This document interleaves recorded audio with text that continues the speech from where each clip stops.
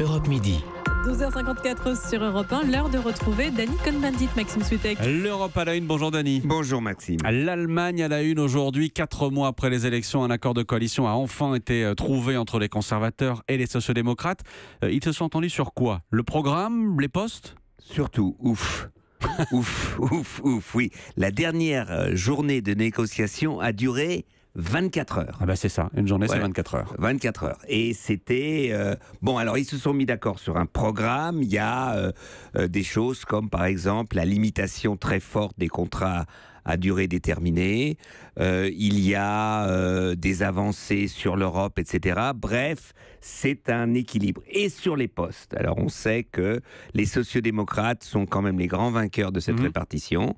C'est-à-dire ils ont le ministère des Affaires étrangères, le ministère des Finances, le ministère du Travail et des Sociales, le ministère de la Justice et le ministère de l'Environnement. Donc c'est quand même, pour un parti qui a que 20%, c'est une belle réussite dans les négociations. Ça veut dire tout de même qu'Angela Merkel a réussi son coup et qu'elle reste au pouvoir. C'est-à-dire qu'Angela Merkel a réussi son coup, mais c'était difficile.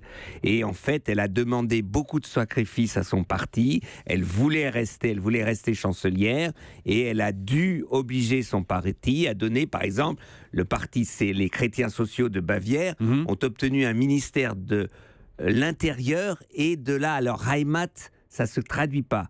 Mais c'est de la patrie, un ministère. Donc c'est un truc quand même assez dur à digérer. On ne sait pas ce qu'ils vont faire, si c'est le Patriot Act à l'américaine qu'ils vont nous faire. Donc vous voyez que en fait, ça va tanguer encore pendant que ce gouvernement va gouverner. Et sauf que tout ce château de cartes peut encore s'effondrer si les militants sociodémocrates ne valident pas l'accord. Exactement, ils sont 363 440. C'est précis. Non, 463 000, c'est encore plus précis. Pardon.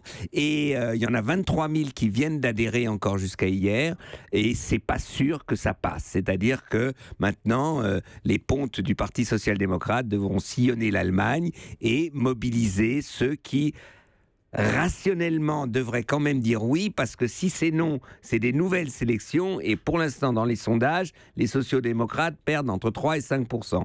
Donc déjà qu'ils en ont pas beaucoup, s'ils continuent à perdre, donc je crois que ça passera, mais c'est ric-rac, et ça va être tendu pendant 3 semaines. Allez, on va suivre ça dans les 3 prochaines semaines. Merci Dany, et à demain.